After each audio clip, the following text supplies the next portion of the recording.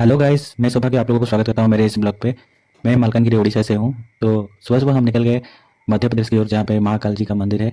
तो भगवान महाकाल के दर्शन करने के लिए हम उड़ीसा से सुकमा से होकर छत्तीसगढ़ में पहुँच गए। आप देख सकते हैं अभी छत्तीसगढ़ में हैं हम। ये छत्तीसगढ़ में एक ढाबा है यहाँ पे, जो जहाँ पर हम 2 बजे पहुँच गए और खाने की तैयारी में हम लोग लग गए। ये मेरा भांजा है और बहन। देख सकते हैं मेरी मोटी बहन गाड़ी से उतर नहीं रही है। कितना बोला उतर उतर, लेकिन उतरती नहीं है। बहुत ही तकलीफ से वो धीरे धीरे करके उतरी। और उसी समय हम देखने लग गए कि ढाबा में क्या खाना है, क्या है, ये सब देखने लगे। तो भांजा बोल रहा है मेरे माँ को ऐसे मत बोलो, मेरे माँ को ऐसे मत बोलो बोल के। तो पीछे जो बैठी है मेरी माँ बैठी हुई है। उतरने में उसको दिक्कत हो रहा है, क्योंकि 4-5 घंटे से हम कार ड्राइव कर रहे हैं, उसने उतरा ही नहीं। 11 बजे हम मलकानगिरी से निकले उड़ीसा से। अब 3 बज चुका है खाने के लिए। जीजू जो हैं वो पूछ रहे हैं कि कहाँ से जाना है, कैसे जाना है। एक जो ट्रक के ड्राइवर है वहाँ का, लोकल का, वहाँ उसको पूछ रहे थे कि किस तरह से हम वहाँ से जा सकते हैं, क्योंकि हमें रात भर ड्राइव करना था। और रात भर अगर हम ड्राइव करें तो सुबह जाके हम मध्य प्रदेश में पहुँचेंगे। ये वीडियो थोड़ा ज़्यादा बड़ा होने वाला है, क्योंकि मैं आपको 3 दिन का जो हमारा टूर है वो सारा एक ही वीडियो में डाल रहा हूँ। तो पूरी तरह से देखने के लिए हमसे जुड़े रहिए। तो ये वीडियो थोड़ा लंबा हो सकता है, आप लोग देख सकते हैं। बातचीत करने के बाद हम चले गए खाने के लिए ढाबा की ओर। ये ढाबा का नाम मकरी ढाबा, जो छत्तीसगढ़ में आता है। बहुत ही अच्छा ढाबा है, जहाँ पे पूरा प्योर वेज जो है मिल्स मिलता है। और यहाँ का खाना भी हमें बहुत ही अच्छा लगा। बटर नान के साथ राइस और दही और पनीर लेके हमने खा लिया। देख सकते हैं ये बहुत ही पुराना ढाबा है और सबसे बड़ा ढाबा है यहाँ का, इस जो चौराहे का। तो हमें ज़्यादा देरी ना करते हुए खाने लगे, क्योंकि हमें बहुत दूर जाना था, रात भर भी ट्रैवल करना था। और कहाँ पे खाना है हमने कुछ प्लानिंग नहीं बनाया था रात में। तो जल्दी जल्दी हम खाना खा के आगे निकल गए। देख सकते हैं सारे जो हैं खाने में लगे, ज़्यादा भूख में थे, क्योंकि 3 बज चुका था। हमने कुछ खाया भी नहीं था रास्ते में, नाश्ता भी।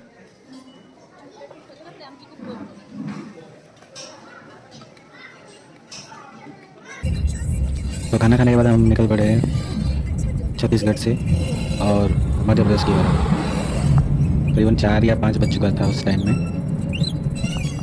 तो शाम को हमने एक ज़िले में जाके पहुंच गए, जो कि थोड़ा टाउन लग रहा था। तो रास्ते में गूगल मैप में हमने देखा था, थोड़ा इलाका, बहुत ही बड़ा इलाका था। उसके बाद हम इस टाउन से थोड़ी देर आगे जाने के बाद हमने नाश्ता किया और रास्ते में निकल पड़े।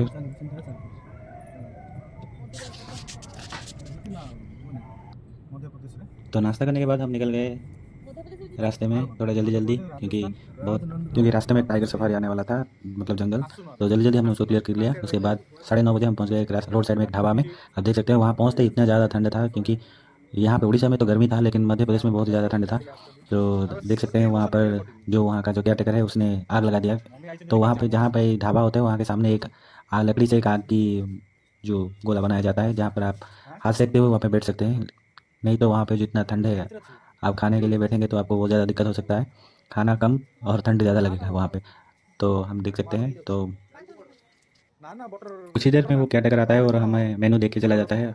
कुछ ही देर में आके उसने उस ऑर्डर को ले लिया। हमने नान और पनीर बटर सब ऑर्डर कर लिया, जो किसी ने भी जो चीज़ ऑर्डर किया। यहाँ पे जो मेरा भांजा है वो चिकन खाने वाला था, लेकिन वहाँ पे चिकन मिला नहीं, क्योंकि जो मध्य प्रदेश है वो वहाँ पे चिकन मटन ज़्यादा रेस्ट्रिक्टेड है, बहुत सारे रेस्टोरेंट में वो मिलता नहीं है। तो हमने बोला कि आज वेज खा लो, देखते हैं रास्ते में अगर कहीं पर मिलेगा तो ज़रूर देंगे। तो वहाँ पे उसने बहुत ही जिद किया, लेकिन वहाँ पे चिकन मटन कुछ भी नहीं मिला। तो देख सकते हैं आग लग गया है। हम सारे ठंड में, इस कड़कड़ाती ठंड में कैसे आग के साथ बैठे हुए हैं। तो रात को ज़्यादा देरी ना करते हुए हम लोग वहाँ से निकल गए खाना खा के। तो सुबह सुबह जाके हम पहुँच गए मध्य प्रदेश, जहाँ पे गांधी चौराहा आता है वहाँ से हमने राइट ले लिया लोगों से पूछ के। अगर आप वहाँ से बाहर से कहीं से भी आते हैं तो हो सके दोस्तों, तो जो हम आ गए हैं अभी टेम्पल है महाकालेश्वर, जहाँ वहाँ पे से उज्जैन में, कुछ ही वहाँ पे आ चुके हैं। दूर में रुक आप देख जाइए, सकते हैं वरना यहाँ अगर पे आप अंदर आते हैं यहाँ तो पे होटल मिलना बहुत ही रूम में आपको परेशान की बात है। होटल यहाँ पे मिलना ही मिल ही नहीं सीज़न रहा के हिसाब से ये बदलता रहता है। है। तो कम दाम में अगर आप होटल चाहते हैं यहाँ पे, जो थे तो उसी लोकल गाइड से आरती पूछ के लोगों से पातला पूछ जी के के पास एक है, ये होटल क्या है, समय इलाके में गांधी समय होटल आपको दिखा देता हूँ। वहाँ पर रजिस्टर लगे साथ में माता के दर्शन देख सकते हैं। ये मेरा जय महाकाल जोरे हाँ तो खाई नुकी। मैंने रास्ता तय किया था, तो हम बोले कि आप रेस्ट कीजिए, हम चले जाते हैं। ये हम महाकाल जी का पार्किंग करके हमने चले गए।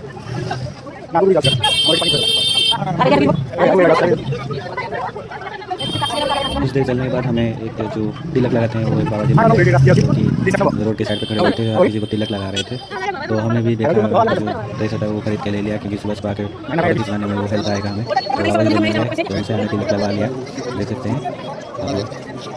जो स्टाम्प आता है वो मिलता है, वो बाबा जी ने लगाया हमें। बाबा जी बोले थे वो आंध्रा से यहाँ पे आके रुक चुके हैं, तो हमने उनके बारे में थोड़ा पूछा। हम उड़ीसा के पास से आए हैं, ये सब बताया उनको, तो वो बहुत खुश हुए। उन्होंने बताया कि आप अगर टिकट ले सकते हैं तो वीआईपी दर्शन के लिए यहाँ पे भी व्यवस्था है। अगर आप चाहें तो यहाँ पे वीआईपी दर्शन के लिए जा सकते हैं। और साइड में एक वहाँ पे जैसे ही हमने देखा तो साइड में एक आरती होने लगा। वो जो गुंबद दिख रहे हैं वो गुंबद में ऊपर चढ़ के जो वहाँ के पुजारी हैं वहाँ पर आपको आरती करवाते हैं, तो गुंबद के ऊपर से जय महाकाल।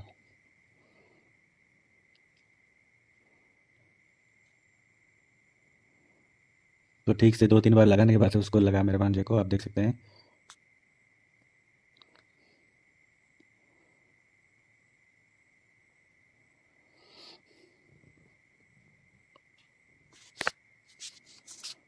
तो 2-3 बार जो रूम से मेरे जो जीजू है फ़ोन कर रहे थे कि तुम मुझे अकेले छोड़ के चले गए हो, तो हमने तो उनको बताया ठीक है आज हम जा रहे हैं, लेकिन सुबह फिर से आएंगे आपके लिए और यहाँ से निकलेंगे ओमकारेश्वर की ओर। तो हमें कुछ ओमकारेश्वर जो ज्योतिर्लिंग है यहाँ के नज़दीक है। आप अगर महाकाल आ रहे हैं तो ओमकारेश्वर जरूर जाइएगा। लेकिन यहाँ पे पूछने के बाद हमें पता चला यहाँ पे एक टेम्पल है जो काल भैरव टेम्पल है, जहाँ पे अगर आप शराब चढ़ाते हैं तो आपका मनोवांछा पूर्ण होता है। जो भी कुछ आपने उम्मीद लेके आए हैं, जो भी आप मुरादे हैं आपका, ये सब पूरा होता है।